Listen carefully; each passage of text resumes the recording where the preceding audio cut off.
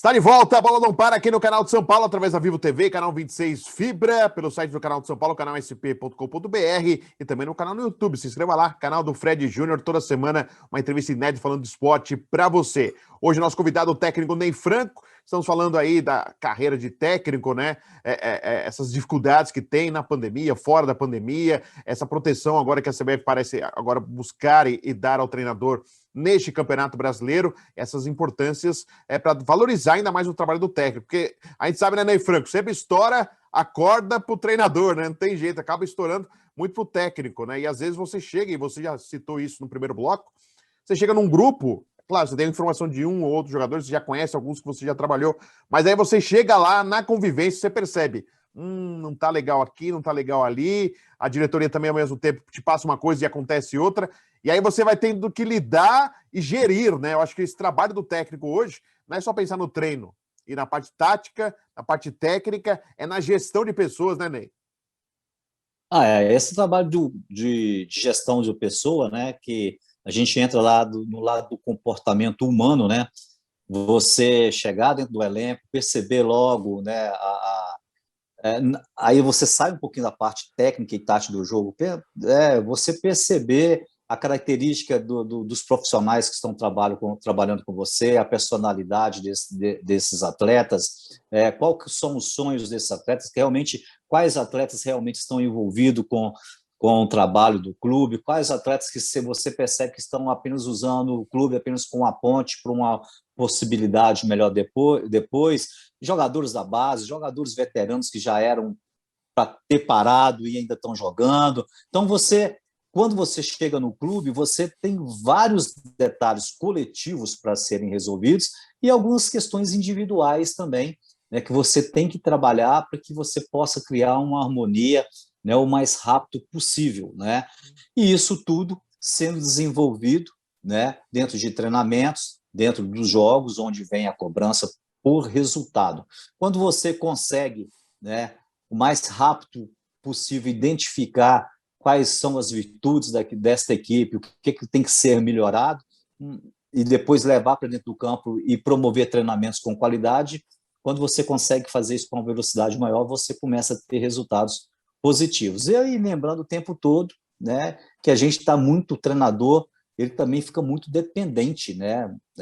Vamos colocar qualquer treinador, independente da sua experiência, da sua qualidade, praticamente todo treinador ele é muito dependente da qualidade dos jogadores que eles têm na mão, da sua qualidade técnica, da qualidade de entendimento tático, de jogadores bem fisicamente e realmente jogadores envolvidos emocionalmente com a proposta, né, do jogo, com a proposta do clube, entendendo as competições que tem dentro da temporada, se é uma equipe de Série A, como disputar um campeonato de Série A, se paralelamente estiver disputando uma competição de mata-mata como Libertadores, Copa do Brasil, Sul-Americana, saber, né, lidar com essas competições simultaneamente. Tudo isso é um trabalho de treinador que, quando ele pega no meio da temporada, ele tem que ajustar essas pontas o mais rápido possível para montar uma equipe competitiva. Ney, como que você vê, quando surgiu a Lei Pelé, foi muito elogiado, né, em relação aos atletas, de ele ter uma proteção maior, ter um respeito maior ao trabalho dos atletas. Como que você vê hoje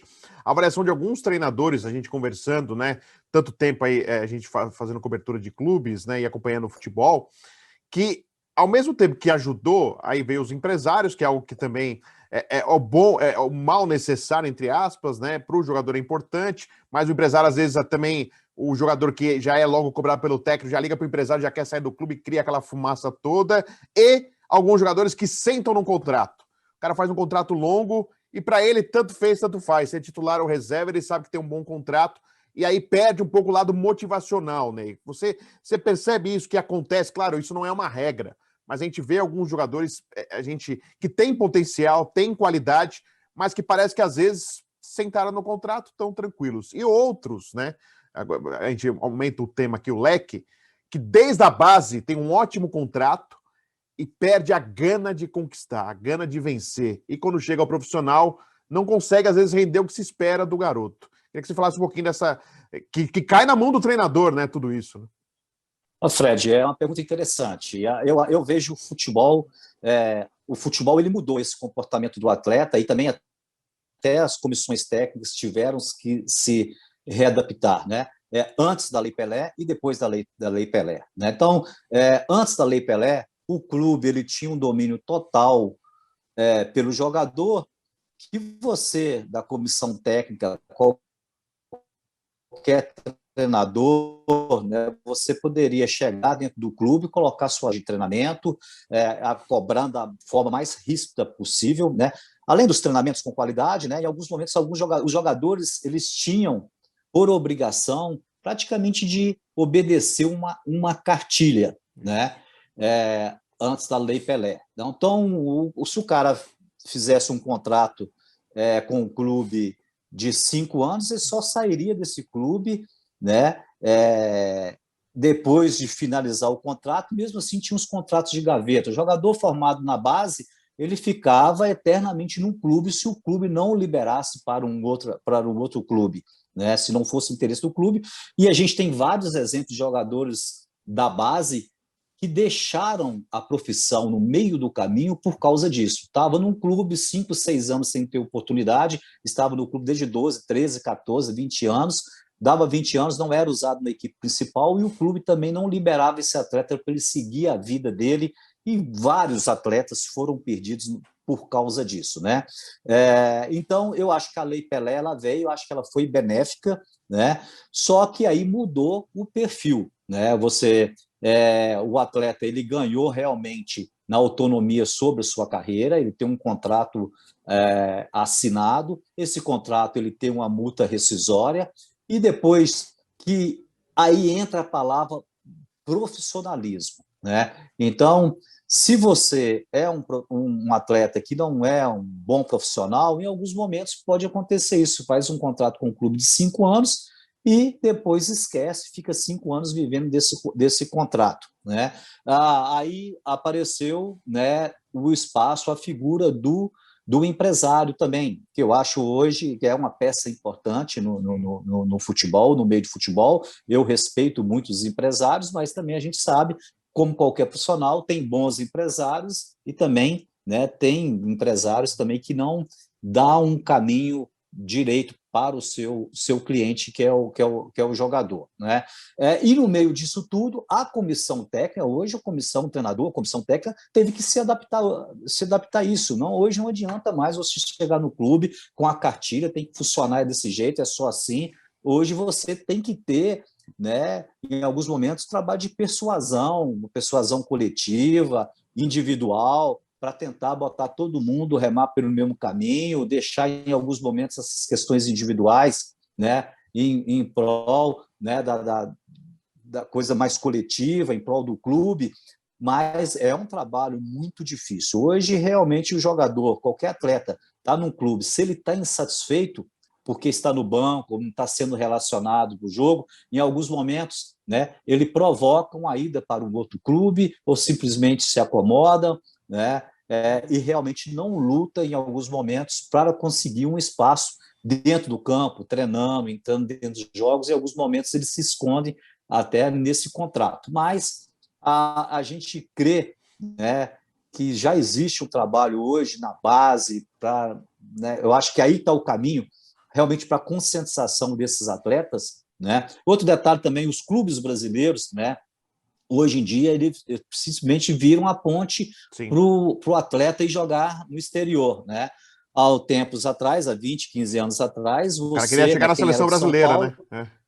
o cara queria vir jogar no São Paulo, no Sim. Corinthians, no Palmeiras. Quem era de Minas queria jogar no Cruzeiro, no Atlético. Quem é do Rio Grande do Sul queria Grêmio, Internacional, Rio, Flamengo e tal. Hoje não. Hoje o moleque já cresce querendo jogar num grande clube da Europa e usa, né, os clubes como uma ponte quando ele tem um talento, e para aparecer em alguns momentos eles deixam a parte coletiva e entram muito na parte individualista. Aí você tem que atuar, né, em alguns momentos atuar realmente no esclarecimento e mostrar o caminho para que realmente o trabalho do seu clube possa estar acima dos interesses pessoais.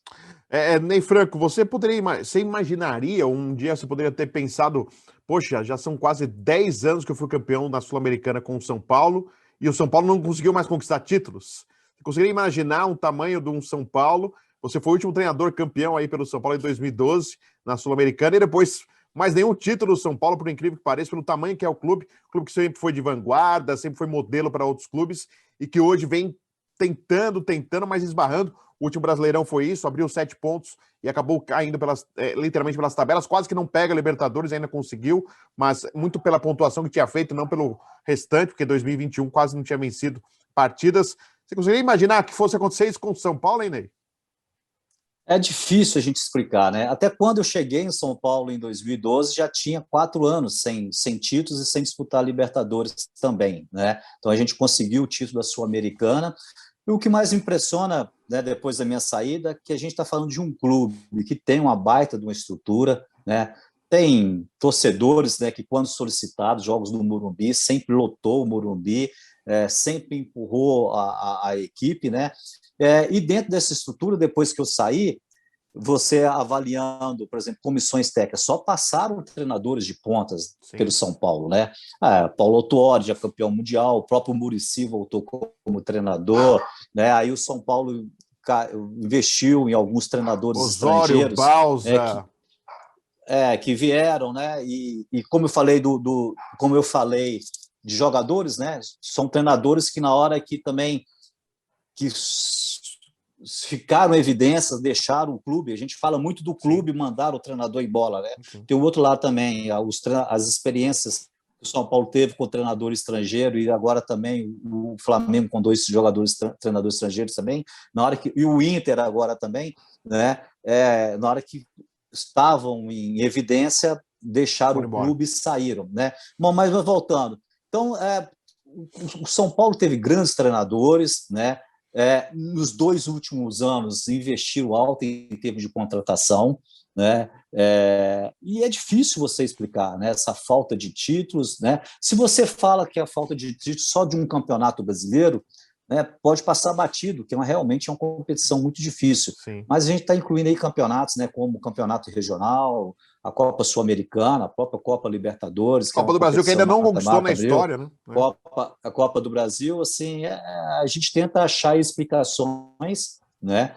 Mas é difícil, né? Porque a gente sabe que é um clube que tem uma estrutura, né? Nos últimos 2 anos, né? Na minha época até que não investiu muito, não estava muito bem de dinheiro na época que eu trabalhei lá, tanto que a gente disputou uma Libertadores sem montar uma equipe forte para a Libertadores. Mas a gente vê que nos 2 últimos anos agora teve um aporte financeiro enorme do São Paulo e não conseguiu os títulos, né? E a gente sabe que quem acaba no final sofrendo realmente é o torcedor do clube, né? De um grande clube que tem uma história bonita em relação a títulos.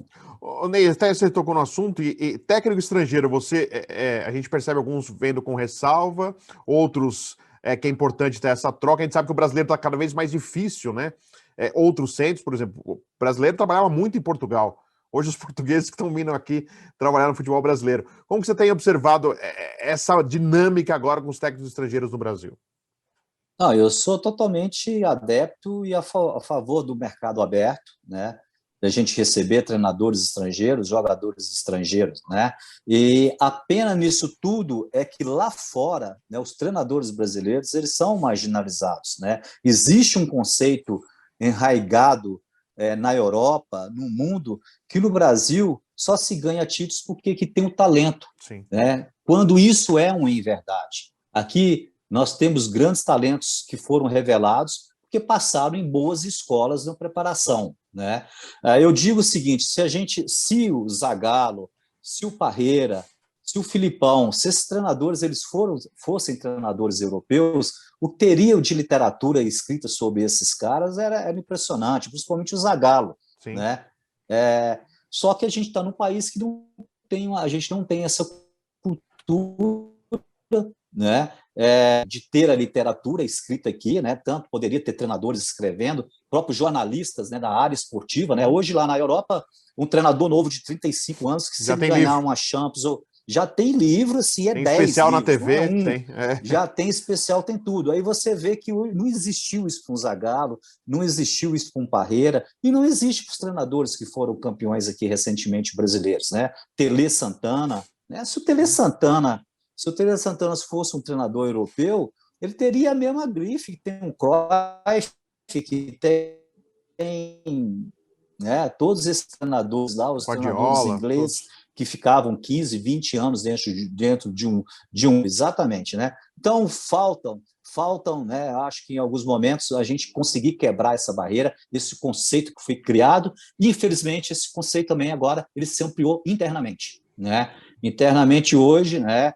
A gente vê a procura dos clubes brasileiros por treinador estrangeiro, em alguns momentos alguns treinadores que ainda não têm nenhum histórico no futebol mundial, em detrimento a alguns treinadores que a gente tem aqui, mas muito pelo momento, né? Então a gente torce aí, né, para que realmente os treinadores brasileiros consigam, né, se reinventar. Eu acho que essa troca é interessante, ter experiência, né? Realmente, por exemplo, o Jesus esteve no Flamengo, fez um trabalho diferenciado, né, atropelou todo mundo com a forma interessante de jogar. Isso serve para que a gente possa, né, observar, né, e a gente tem que tirar proveito, né? É uma forma de reciclar, mas eu avalio que nós temos muitos bons treinadores no Brasil, né? Realmente a gente tem que mudar algumas questões. E um dos grandes problemas nossos é o que o nosso jogador, né, do clube grande, você trabalha durante uma temporada, durante meia temporada você perde 3, 4 atletas, esses atletas vão para fora e quebra toda a sua equipe, né?